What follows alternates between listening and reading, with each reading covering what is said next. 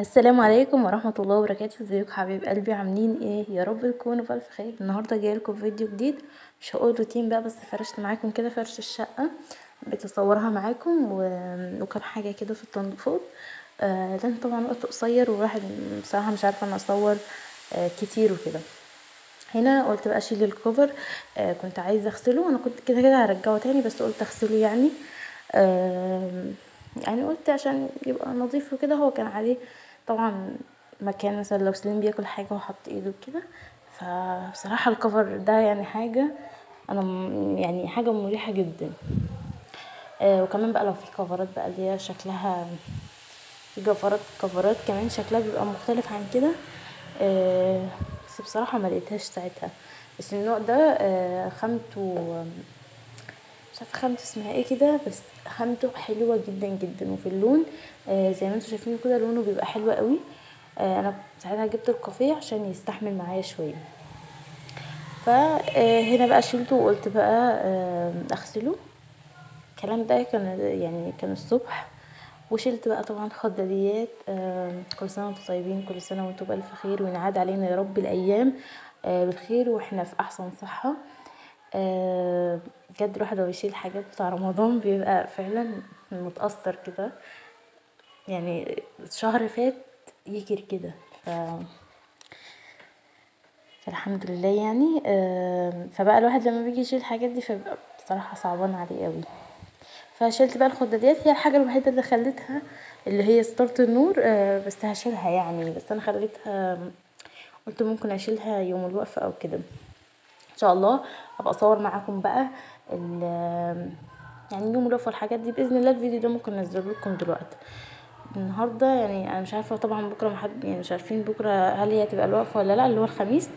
فطبعا لسه ما نعرفش. بس النهارده يعني ده قبلها بيوم بالليل، يعني ده وقت، يعني ده وقت مأخر قوي. بس ان شاء الله اصور لكم بقى، ممكن اعمل لكم مقتطفات بقى من يوم الوقفه ان شاء الله والحاجات دي باذن الله يعني. هنا بقى شلت الحافظه وشلت السجاد طبعا. لو انتي متابعيني اكيد انا كنت غاسله السجاد والحاجات دي كلها، كنت غاسلاها قبل رمضان. وكم حاجه فعلا عملتها وفعلا ريحتني. يعني ما خدتش مجهود في الشقه زي قبل طبعا رمضان، وعملت كل حاجه الحمد لله. فهنا بقى شلت كده السجاد، وابتديت ان انا اكنس الارضيه كده، عشان طبعا عارفين التراب والحاجات دي.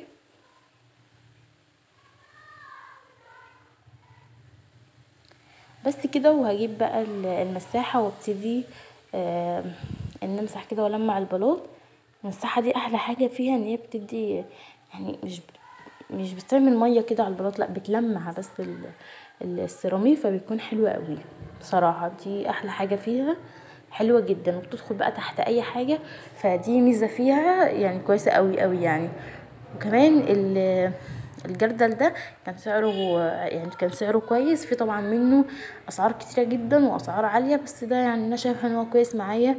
هو دلوقتي بقاله معايا تقريبا، انا كنت جايبه تقريبا قبل رمضان او حاجه زي كده، فبقاله معايا يعني حبه برضو. فبصراحه هو كويس. فالمهم ببتدي كده المح كده السيراميك. شايفين هو احلى حاجه فيه انه ما بيعملش بقى ولا ميه ولا اي حاجه، ولا تستاهلي بقى ان انتي تمسحي وبعد كده تنشفي، فلا.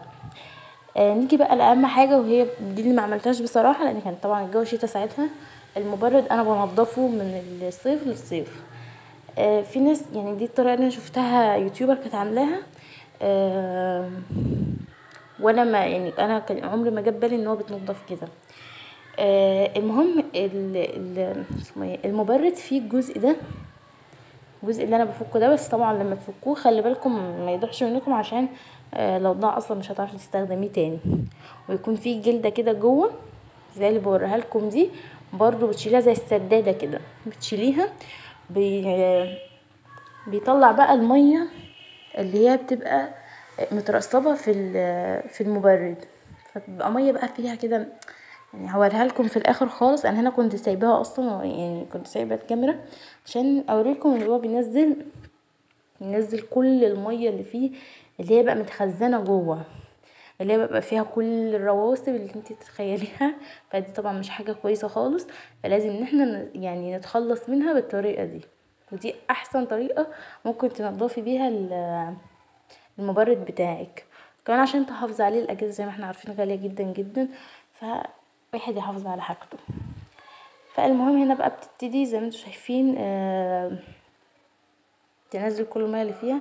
انا هنا شايفين بصور لكم بيبقى فيها حاجات سودا كده مش لطيفه خالص، مش حلوه خالص. وهنا بقى ابتديت مسحت برضو المبرد كله ونضفته، مسحت الحنفيات كل الحاجات دي. هنا بقى نيجي هنا بالليل بعد ما فرشت. انا بصراحه ما صورتش معاكم خطوه خطوه لان والله الوقت فعلا ضيق جدا. هنا بقى حطيت البونبونيره وحطيت ده كان برطمان ازاز عادي حلو كده ولقيته نقي، وعملت زي الفازه يعني. وسبت طبعا الكعبه لان دي مبخره، فانا سبتها عادي وفرشت زي ما انتم شايفين كده. ودي اوضه الاطفال، فرشت المفرش ده شكله حلو جدا.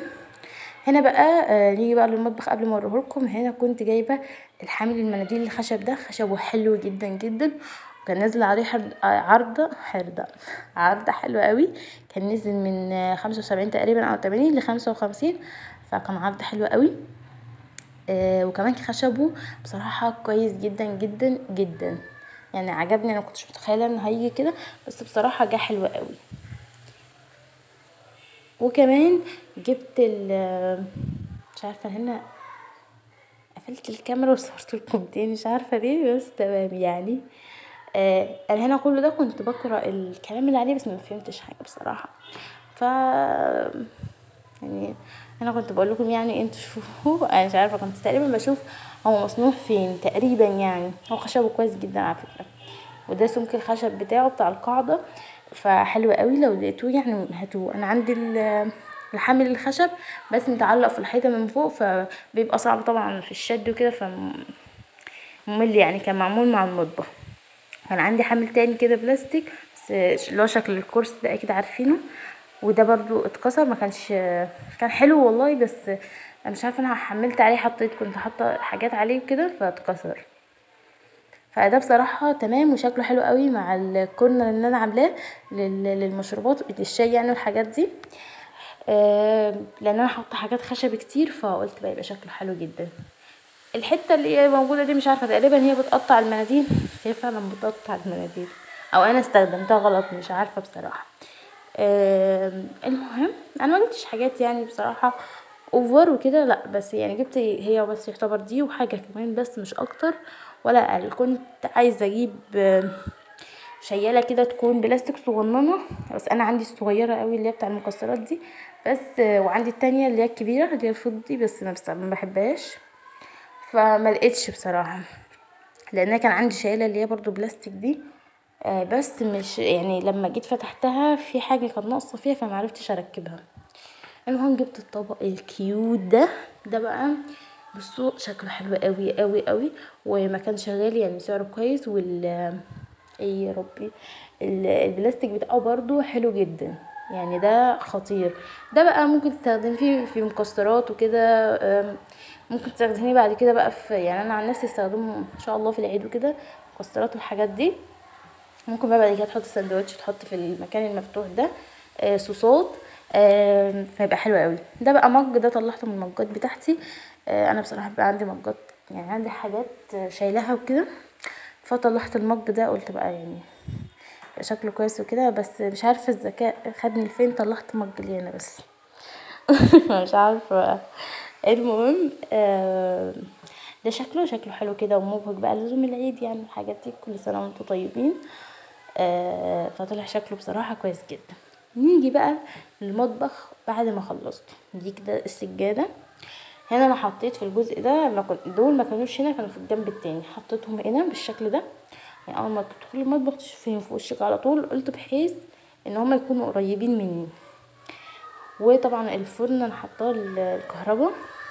والجنب ده بقى خليته كورنر كده لوحده للشاي والحاجات دي والقهوه والكلام ده والخشبيات. زي ما انتم شايفين شكله حلو جدا ما شاء الله، بجد تحفه، حرفيا حلو قوي. بس كده، ده كان الفيديو بتاعنا النهارده. يا رب يكون عجبكم. لو عجبك ما تنسوا